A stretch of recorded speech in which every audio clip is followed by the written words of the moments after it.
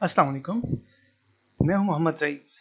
आज की इस वीडियो लेक्चर में हम बात करेंगे कि हमारे पेपर में जो एमसीक्यूज़ आती हैं उनको अटेम्प्ट करने का सही तरीक़ेकार क्या है और हमारे निसाब में, उर्दू के निसाब में किस तरह की आम तौर पर एमसीक्यूज़ हमसे पूछी जाती हैं। तो चलिए अपने आज के इस वीडियो लेक्चर में हम आगे बढ़ते हैं। देखिए, एमसीक्यूज़ के हवाले से सबसे पहली बात याद रख लीजिएगा कि आप अपनी इम्तहानी कापी पर सबसे पहले अपने पर्चे का इम्तहानी कोड लिखेंगे। जैसा कि आपके इल्म में है कि एमसीक्यूज़ का पेपर तो एक ही होता है, लेकिन उस पर कोड अलग अलग होते हैं। वो इस वजह से होते हैं कि जो सवालात होते हैं वो यकसा होते हैं, लेकिन उनकी तरतीब जो होती है वो हर स्टूडेंट के लिए, हर तालिब इल्म के लिए वो अलहदा होती है। तो मुमकिन है कि आपके पास जो पहले नंबर पर एमसीक्यू मौजूद हैं वो किसी और तालिब इल्म के पास मौजूद एमसीक्यू के पेपर में 7वें नंबर पे हो, 8वें नंबर पे हो। तो ये आपको कोड नंबर दुरुस्त तौर पर अपनी कॉपी में दर्ज करना चाहिए। लेकिन जैसे कि आप जानते हैं और अभी आपने पिछले लेक्चर में इंशाल्लाह देख भी लिया होगा कि अब हमें जो OMR शीट दी जाती है, तो उस OMR शीट पर, क्योंकि कॉपी हमें नहीं दी जाती, एमसीक्यूज़ के लिए हमें एक OMR शीट दी जाती है। उसका भरने का तरीक़ेकार क्या है, किस तरह से है, वो हम अपने एक वीडियो लेक्चर में बात कर चुके हैं। आप वहाँ पर उसे देख सकते हैं। तो अब इसमें याद रखिएगा कि उस OMR शीट में आपके पास जो एमसीक्यू पर जो कोड नंबर डला हुआ है वो आपने दुरुस्त तौर पर दर्ज करना है। तो ये बहुत एहतियात से करना है ताकि याद रहे कि आपने किस कोड की कॉपी को जो है वो आपके पास मौजूद है और किस तरतीब से आपने जवाबात को लिखा है। दूसरा देखिए, इस हवाले से अहम पॉइंट ये होता है कि तमाम एमसीक्यूज़ के जवाबात तरतीबवार लिखिए। आमतौर पर जब पहले आपको अपनी कॉपीज़ में ये एमसीक्यूज़ करनी होती थी, तो बहुत सारे तलबा व तालिबात वहाँ पर ये गलती करते थे कि वो तरतीब का ख्याल नहीं रखते थे। पहली एमसीक्यू की, उसके बाद 5वीं कर दी, तो फिर 10वीं कर दी। जो जो उनको आती थी वो उस तरतीब से लिखते थे, लेकिन ये टीचर के लिए बहुत मुश्किल हो जाती थी इस तरह की कॉपीज़ को चेक करना। लेकिन अब आप ऐसा नहीं कर सकेंगे, क्योंकि अब आपको जो OMR शीट दी जाती है उस पर 20 नंबर की जो एमसीक्यूज़ आती हैं उस पर नंबर पहले से डले हुए होते हैं। तो इस वजह से अब आपको इस हवाले से किसी गलती की आपकी तरफ से तो गुंजाइश नहीं होगी। तीसरा पॉइंट याद रखिएगा एमसीक्यूज़ को हल करने के हवाले से कि देखिए, इसमें एक बहुत अहम नुकता ये होता है कि आपके पास बहुत ही महदूद सा वक्त होता है। आपके 20 एमसीक्यूज़ हैं तो आपको तकरीबन 20 मिनट ही दिए जाते हैं और उसमें आपने कॉपी भी भरनी होती है। उस दौरान में आपकी हाज़िरी का भी सिलसिला होता है, तो कुछ वक्त इसमें भी सर्फ हो जाता है। तो इस हवाले से याद रखिएगा कि वक्त कम होता है, लेकिन इसमें एक बहुत अहम बात कि जब आप एमसीक्यूज़ के जवाबात एक के बाद दूसरा जवाब लिखते जा रहे हैं और आपको कहीं लगे कि किसी जवाब ने आपको उलझाने, मिसाल के तौर पर आपने देखा कि पहले एमसीक्यू का आपको जवाब पता था, आपने लिख दिया गालिब।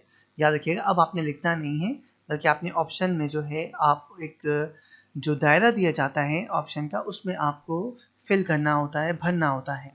अच्छा, अब देखिए, पहले आपने सही कर ली, दूसरी कर ली, तीसरी, लेकिन चौथी पे आपको लगा कि आपको थोड़ा सोचना पड़ेगा, ये एक मुश्किल है। तो अब आप सोचने ना बैठ जाइए इस वक्त, क्योंकि इतना वक्त नहीं है। तो सबसे पहले आपको ये करना चाहिए कि आप पूरे पेपर की तरफ आगे बढ़ते जाइए। जो एमसीक्यूज़ आप पहली नज़र में कर सकते हैं उन्हें आप कीजिए और आगे की तरफ बढ़िए। जहाँ जहाँ पे मुश्किल हो रही है, जहाँ आपको लगता है कि आपको सोचना पड़ेगा, उसके लिए आप उस वक्त वापस आएंगे जब आप अपनी तमाम 20 नंबर तक एमसीक्यूज़ कर चुके होंगे। अब फ़र्ज़ कीजिए कि आपने 20 एमसीक्यूज़ में से 4 आपको एमसीक्यू ऐसी थी, एमसीक्यूज़ जो आप छोड़कर आप आगे की तरफ बढ़े हैं और अब आपके पास 5 मिनट बचते हैं या 6 मिनट बचते हैं। वापस जाइए, अब आप सोचिए, गैस कीजिए और उनके जवाबात को आप जो बेहतर समझते हैं उस पर आप निशान लगाइए। लेकिन याद रखिएगा कि अगर आपने तीसरे चौथे जहाँ पर भी आपको मुश्किल हुई और आपने उस पर सोचना शुरू कर दिया, हो सकता है कि उसमें आपका वक्त ज़्यादा सर्फ हो जाए और इस गलती की वजह से वो एमसीक्यू जो आप पहली नज़र में बहुत आसानी से कर सकते थे वो आपसे छूट जाएं। तो इसलिए बहुत एहतियात करनी चाहिए कि जहाँ पर आपको लगे कि इस एमसीक्यू में आपको थोड़ा सा सोच विचार करना पड़ सकता है और फिक्र करना पड़ सकता है, कुछ वक्त ज़्यादा लगेगा, उसे छोड़कर आपको आगे बढ़ जाना चाहिए। लेकिन जब आप आखिरी एमसीक्यू यानी एमसीक्यू नंबर 20 तक पहुँच जाएँ तो फिर वापस आइए और जो जो एमसीक्यूज आपने उस वक्त फिल वक्त छोड़ दी थी उनके बारे में सोच कर और फिक्र करके जो आपको सवाल का जवाब आपको बेहतर लगता है वो आप लिखिए। उसका देखिए, तीसरा हमारे पास अहम नुकता था। उसके बाद देखिए हमारे पास चौथा और आखिरी। देखिए, इस नुक्ते में जो अहम बातें पहले वो आप पढ़ लीजिए कि आखिर में बाकी रह जाने वाले मुश्किल सवालात के जवाब सोच कर लिखिए या अंदाज़ा लगाने की कोशिश कीजिए।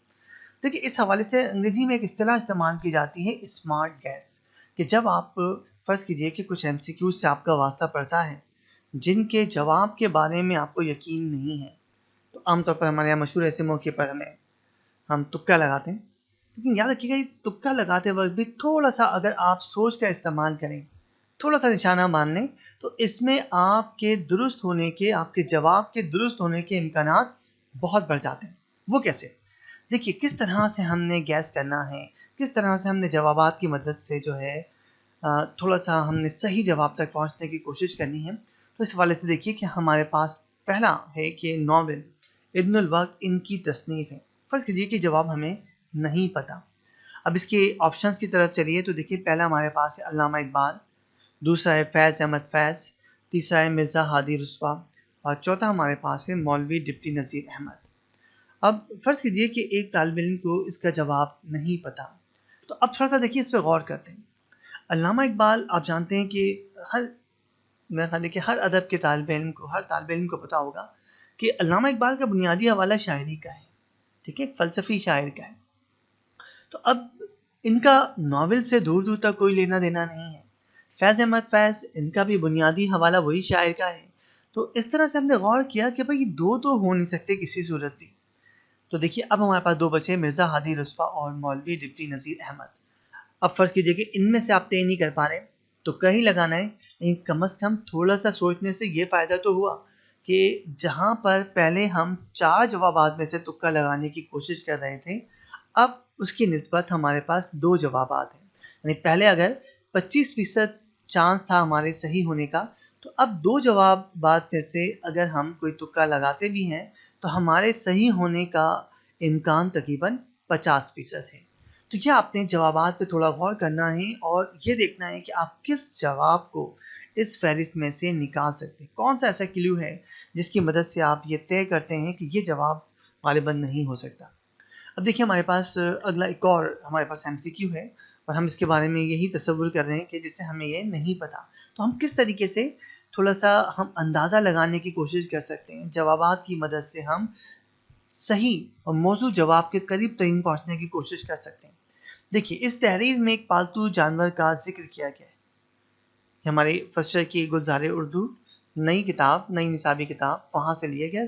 तो अब देखिए, इसमें 4 हमारे पास ऑप्शन दिए हुए हैं: मैदान जंग, जेवर का डब्बा, खामखा की लड़ाई और बेगम की बिल्ली। अब आप देखिए कि फ़र्ज़ कीजिए कि हमें नहीं पता कि इसका सही जवाब क्या है, ठीक है, लेकिन देखिए, इस तहरीर में एक पालतू जानवर का जिक्र किया गया। अब आप ज़रा जवाबात पर ज़रा सा गौर कीजिए। देखिए, पहला है मैदान जंग, जेवर का डब्बा, तीसरा हमारे पास है ख्वामखा की लड़ाई और चौथा है बेगम की बिल्ली। अगर आप गौर पर चौथे जवाब पर गौर करें तो इसमें खुद एक पेट का, एक पालतू जानवर का जिक्र किया गया है।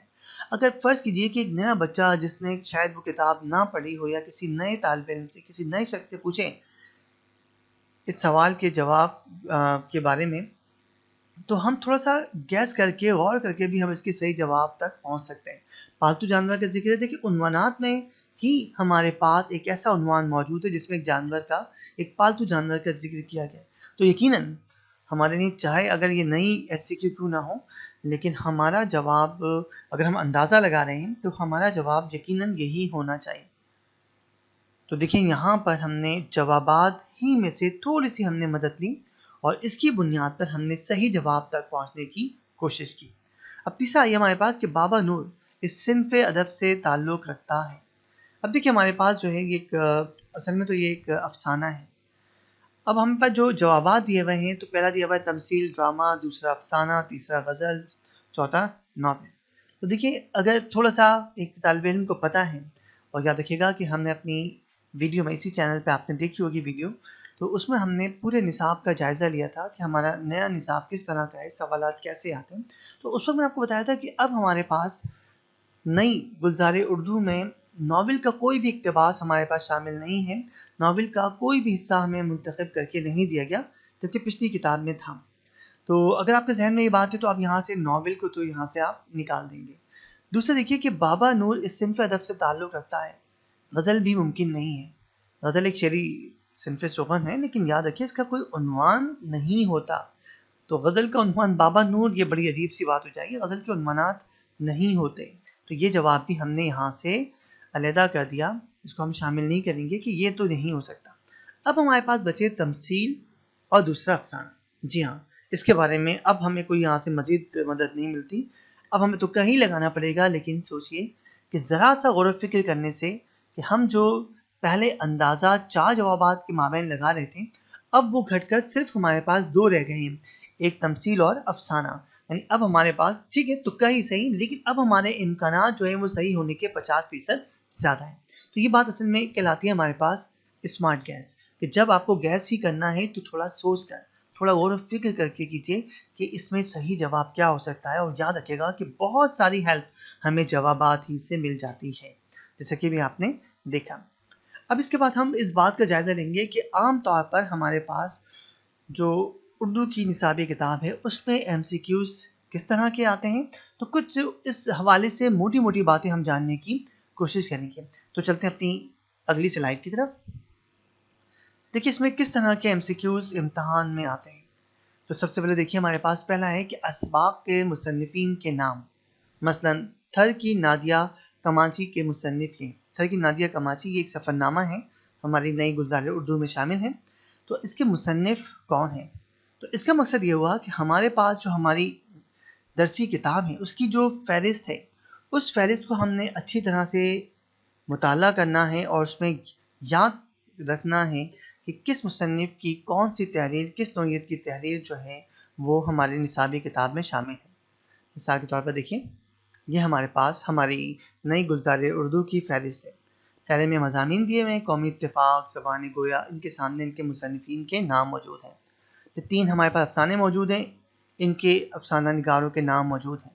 2 ڈرامے موجود ہیں، انہی ڈراموں کے جو ڈرامہ نگار ہیں ان کے نام موجود ہیں. سفر نامے ہیں، سفر نامہ نگار بھی موجود ہیں. نثری مزاح ہے، یہاں پہ مزاح نگار جو ہیں شوکت تھانوی، شفیق الرحمان، ابن انشا، یہ ہمارے پاس موجود ہیں. اب دیکھیے اس میں اس طرح سے ہم کون سے شاعر ہیں، معین القادری صاحب، ان کی لکھی ہوئی ہے. نعت اقبال عظیم صاحب کی لکھی ہوئی ہے.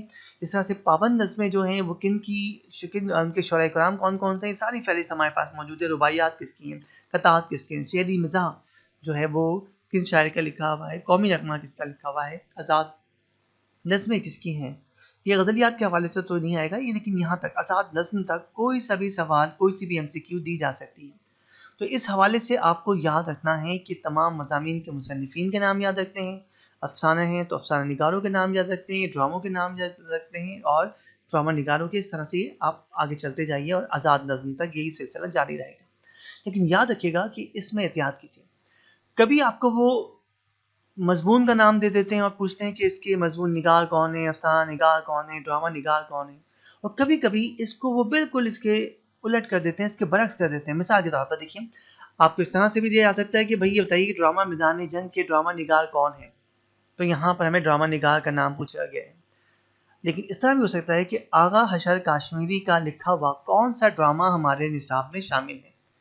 تو اب وہ مختلف موضوعات، مختلف افسانوں کے نام دے سکتے ہیں، ڈراموں کے نام دے سکتے ہیں، اور ہمیں صحیح جواب کو منتخب کرنا ہوگا. اس طریقے سے دیکھیے آپ سے کہا جا سکتا ہے کہ یہ بتائیے کہ ایک مجبوریاں کس کا، اس کے مصنف، اس کے مزاح نگار کون ہے. مصنف کا نام بتانا ہے، مزاح نگار کا نام بتانا ہے. اور یہ بھی ہو سکتا ہے کہ شفیق الرحمان کی کون سی مزاحیہ تحریر کس عنوان سے ہمارے نصاب میں شامل ہے. تو آپ نے دائیں سے بائیں، بائیں سے دائیں دونوں چیزوں کو اچھی طرح سے یاد کرنا ہے. اکثر ہر سال ہی تقریباً اگر 20 نمبر کی ایم سی کیوز ہے تو 3-4 نمبرز کے عام طور پر اسی طرح کے سوالات دے دیے جاتے ہیں. تو اس طرف آپ نے خصوصی طور پر توجہ دینی ہے. اس کے بعد دیکھیے ہمارے پاس کہ اس کے ساتھ ساتھ ان کتابوں کے نام جن سے مختلف اسباق ماخوذ ہیں. مثلا دیکھیے ایک انارو صد بیمار اس کتاب سے ماخوذ ہے.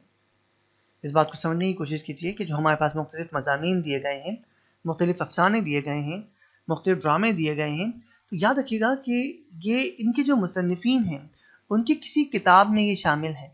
تو کس کتاب سے ان مضامین کو، ان ڈراموں کو، ان افسانوں کو لیا گیا ہے، ان کا نام بھی آپ سے پوچھا جا سکتا ہے. اب اس کی تیاری کیسے کریں؟ دیکھیے آسان سی بات ہے کہ آپ کے پاس جتنے بھی اسباق ہیں ان سب کے آخر میں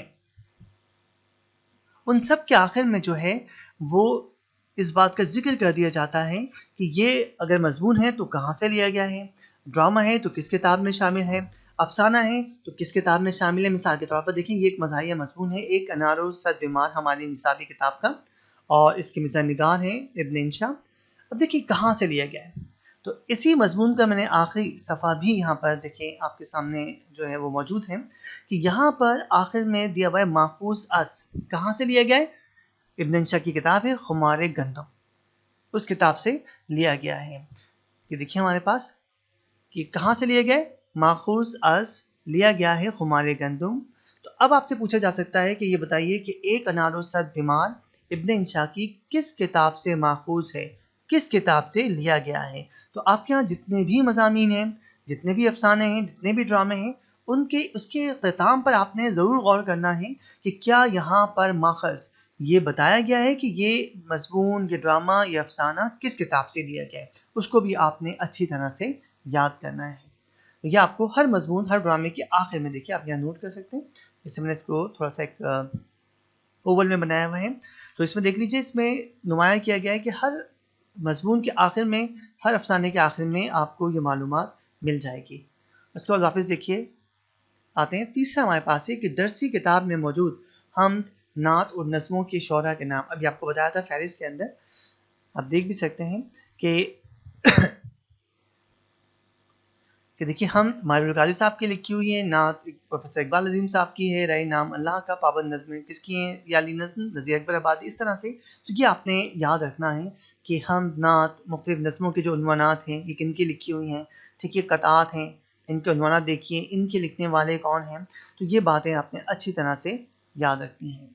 चौथा देखिए कि किसी शेर में मौजूद किसी ख़ास सनत की शनाख्त, मसलन देखिए हर इल्म की अपनी कुछ मखसूस इस्तिलाहात होती हैं, इस तरह से शायरी की भी कुछ इस्तिलाहात हैं जिन्हें इस्तिलाहात शेरी कहा जाता है, ये आप आगे चल के इंशाल्लाह पढ़ेंगे भी। तो अब कोई एक शेर दिया गया है तो आपसे कहा जा सकता है कि ये बताइए कि इस शेर में कौन सी ख़ास शायराना सनत जो है वो इस्तेमाल की गई है। मिसाल के तौर पर एक बड़ा मुख्तसर सा लेकिन बहुत खूबसूरत सा शेर दिया हुआ है कि सुबह होती है शाम होती है, उम्र यूं ही तमाम होती है। अब देखिए इसमें सुबह और शाम दो मुतज़ाद अल्फाज एक साथ इस्तेमाल हुए हैं, और ये हमारे पास इस्तिलाहात शेरी की जब हम बात करते हैं, मुख्तलिफ सनतों की बात करते हैं, तो ये कहलाती है सनत तज़ाद, यानी कोई ऐसा शेर जिसमें शायर ने दो मुतज़ाद, दो अपोजिट वर्ड्स जो है वो इस्तेमाल किए हैं, जिससे कि यहाँ पर सुबह और शाम है। तो ये MCQ आप उस वक्त कर सकते हैं कि जब आपने मुख्तलिफ इस्तिलाहात शेरी का अच्छी तरह से मुताला किया होगा। तो इस हवाले से जब हम इंशाल्लाह आगे चल के शायरी पढ़ेंगे तो हम इन चीज़ों को भी सीखने की कोशिश करेंगे। उसके बाद देखिए पांचवा हमारे पास है कि किसी सबक में बयान किए गए हक़ाइक़। देखिए जब आप किसी सबक को पढ़ते हैं, कोई अफसाना पढ़ लें, कोई मजमून पढ़ लें, तो उसमें मुख्तलिफ किस्म की मालूमात होती है। एक मजमून है तो मुख्तलिफ किस्म की मालूमात होगी, उस हवाले से आपको नोट करना चाहिए क्या क्या अहम बातें की गई। अगर आप फ़र्ज़ कीजिए कि कोई अफसाना पढ़ रहे हैं तो ज़ाहिर बात है उसमें मुख्तलिफ किरदार होंगे, मुख्तलिफ वाक़यात पेश आए होंगे, उनको आपने नोट करना चाहिए। जहाँ आपको लगे कि ये बात अहम है, कोशिश कीजिए कि पढ़ते वक्त आपके पास एक अदद कलर पेंसिल हो और आप उन अल्फाज को ख़त कशीदा कर लें, अंडरलाइन कर लें कि ये आपके पास MCQ में आ सकती है। तो इस तरह से आपको एक MCQs भी आपकी बनती चली जाएंगी। और दूसरा ये है कि आपको जो है वो दोबारा दोहराने में भी आसानी होगी, आप कम वक्त में दोहरा सकते हैं कि आप सिर्फ उन्हीं अल्फाज की तरफ भी अगर आप एक नज़र डाल लेंगे तो आपको पूरी उस मजमून की, उस अफसाने की कहानी या मुकम्मल उसका जो अहम बातों का खुलासा था वो आपके जहन में आ जाएगा। मिसाल के तौर पर तो एक हमारे पास यहाँ पर एक हमारी निसाबी किताब से लिया गया है फाक़े में रोज़ा। तो उसमें एक मिर्ज़ा सलीम बहादुर का बहादुर शाह ज़फ़र से ये रिश्ता था। तो इसमें 1857 के पस मंज़र में लिखे गए मुख्तलिफ जो हैं वो अफसाने मौजूद हैं। तो उसमें देखिए अब इस मज़मून को जब आप पढ़ेंगे तो आपको पता चलेगा कि इसमें जिन लोगों का ज़िक्र किया गया है मिर्ज़ा सलीम बहादुर का, उनका बहादुर शाह ज़फ़र से क्या रिश्ता था। तो अब वो सारी मालूमात है, उसमें ये रिश्ता भी बयान किया गया। तो जहाँ जहाँ आपको लगे कि ये बात अहम है और इससे MCQ बन सकती है तो आपको यकीनन उसे नोट करना चाहिए। हम आगे चल के जब इंशाल्लाह मुख्तलिफ असबाक का मुताला करेंगे तो हम अलग से भी MCQs का मुताला करेंगे और हम कोशिश करेंगे कि ऐसे मकामात को भी नोट करते चले जाएं जहाँ से MCQ बन सकती हैं। اس کا دیکھیے چھٹا ہمارے پاس کہ کسی سبق میں موجود کردار کے حوالے سے مثلا فرض کیجیے کوئی افسانہ ہے، کوئی ڈرامہ ہے، کوئی کردار ہے، اس کی کیا خاص بات تھی، اس کا کردار کس قسم کا تھا، ٹھیک ہے، اس کردار میں کیا خوبیاں تھیں، کیا خامیاں تھیں، وہ کن واقعات کا حصہ تھا، کوئی بھی اس حوالے سے سوال پوچھا جا سکتا ہے۔ مثال کے طور پر ہمارے یہاں ایک زیور کا ڈبہ ایک افسانہ دیا ہوا ہے پریم چند کا، ہماری نصابی کتاب میں ہے، تو اس میں ٹھاکر صاحب کے بارے میں بتایا گیا وہ کس قسم کے انسان تھے۔ تو آپ نے پڑھتے وقت وہی بات کہ اہم باتوں کو اپنے ذہن میں محفوظ کرنے کی کوشش کرنی ہے، ان کو خط کشیدہ کرنا ہے۔ اس کے بعد دیکھیے ساتواں ہمارے پاس ہے کہ کسی بھی مصنف یا شاعر کی مشہور کتابوں کے نام۔ اب آپ دیکھیے کوئی مضمون پڑھتے ہیں، اس کے مضمون نگار ہیں، آپ کوئی ڈرامہ آپ نے پڑھا، اس کے ڈرامہ نگار ہیں، کسی شاعر کے بارے میں پڑھا آپ نے تو ظاہر بات ہے ان کا کوئی مجموعہ کلام ہوگا۔ تو عام طور پر جو مختلف شخصیات کی تحریریں جو آپ کی کتاب میں شامل ہیں، تو ان کی جو مشہور، دیکھیے ایک مصنف نے کئی کتابیں رکھی ہوتی ہیں، اب ساری کتابوں کے نام آپ یاد نہیں کریں گے، لیکن ان کی جو مشہور کتابیں ہیں، ٹھیک ہے، ان کے بارے میں آپ کو ضرور پتہ ہونے چاہیے کہ وہ کون کون سی کتابیں ہیں اور کس نوعیت کی۔ مثال کے طور پر حیات جاوید الطاف حسین حالی کی لکھی ہوئی ایک بہت مشہور سوانح عمری ہے۔ تو اب آپ سے کئی طرح سے اس میں پوچھا جا سکتا ہے کہ بھائی یہ بتائیے کہ حیات جاوید کے مصنف کون ہیں، پھر یہ آپ سے پوچھا جا سکتا ہے کہ بتائیے کہ حیات جاوید ادب کی کس صنف سے تعلق رکھتی ہے، پھر آپ سے یہ بھی کہا جا سکتا ہے کہ حیات جاوید جو ہے وہ ایک سوانح عمری ہے، بتائیے کس کی ہے، کس شخصیت کی سوانح عمری ہے۔ تو اس حوالے سے جو مختلف مصنفین ہیں یا شعراء کرام ہیں، ان کی کتابوں کے جو نام، وہ ان کا کلام یا ان کی وہ کتابیں جو زیادہ مشہور ہیں، جو زیادہ معروف ہیں، ان کے نام ہمیں پتہ ہونے چاہیے۔ آٹھواں دیکھیے ہمارے پاس کسی بھی مصنف یا شاعر کا مشہور حوالہ مستند۔ دیکھیے مختلف ہمارے پاس شعراء کرام یا مختلف مصنفین جو ہیں وہ کسی خاص نسبت سے بھی مشہور ہیں، ان کا کوئی خاص لقب مشہور ہے۔ مثال کے طور پر شاعر انقلاب جوش ملی آبادی بڑے مشہور ہیں، کسی شاعر کے لیے شاعر رومان کا لفظ استعمال کیا جاتا ہے، ٹھیک ہے، کسی کو جو ہے وہ شاعر مزدور کہا جاتا ہے۔ تو کسی مصنف کا کوئی خاص حوالہ، کوئی خاص لقب، اس کے بارے میں بھی ہمیں پتہ ہونا چاہیے، اور اس طرح کی اس نوعیت کی بھی MCQs ہمارے پیپر میں شامل کی جاتی ہیں۔ نمبر دیکھیے کہ کسی بھی مصنف کے شاعر کی جس خاص صنف ادب سے وابستگی ہے اس کے بارے میں پوچھا جا سکتا ہے۔ مثال کے طور پر میر انیس کی وجہ شہرت یہ صنف شاعری ہے۔ اب شاعری میں تو بہت ساری، بعض لوگ صرف ہم لکھتے ہیں، بعض شعراء کرام صرف نعت کے حوالے سے مشہور ہیں، بعض صرف غزل گو شاعر ہیں، بعض صرف جو ہے وہ نظم گو ہیں، صرف نظمیں لکھتے ہیں۔ تو اس حوالے سے ان کا خاص حوالہ پوچھا جاتا ہے کہ ان کی وجہ شہرت کیا ہے، ان کی شاعری کا خاص حوالہ کیا ہے۔ تو میر انیس کی جو وجہ شہرت ہیں، ان کے کلام کا جو خاص حوالہ ہے وہ مرثیہ ہے۔ تو مختلف جو شعراء کرام ہیں ان کا خاص حوالہ شاعری کی کون سے صرف بنتی ہے، یہ بھی ہمیں پتہ ہونا چاہیے۔ اس کے بعد دیکھیں کبھی کبھی اس طرح بھی ہوتا ہے کہ نصاب میں شامل کسی بھی ضرب المثل شعر کو مکمل کرنا۔ مثلا شعر کا دوسرا مکمل کیجیے، یہ احمد فراز کی غزل ہے، بڑی مشہور ہے، اور یہ شعر تو ضرب المثل بن چکا ہے کہ دوست ہوتا نہیں ہر ہاتھ ملانے والا۔ اس کا پہلا مثال ہے کہ تم تکلف کو بھی اخلاص سمجھتے ہو فراز، دوست ہوتا نہیں ہر ہاتھ ملانے والا۔ تو اب اس کا مطلب آپ نے پریشان نہیں ہونا کہ آپ نے پوری غزلیں یاد نہیں کرنی۔